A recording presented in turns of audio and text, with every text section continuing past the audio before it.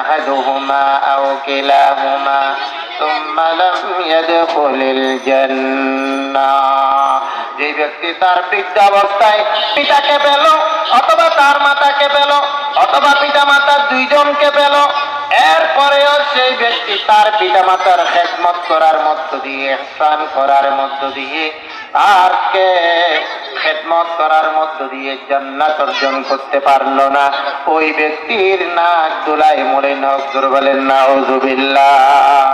আল্লাহর পয়গম্বরের বদদুয়া, আল্লাহর পয়গম্বর বদদুয়া করেছেন তার জন্য। শুধু তাই নয়,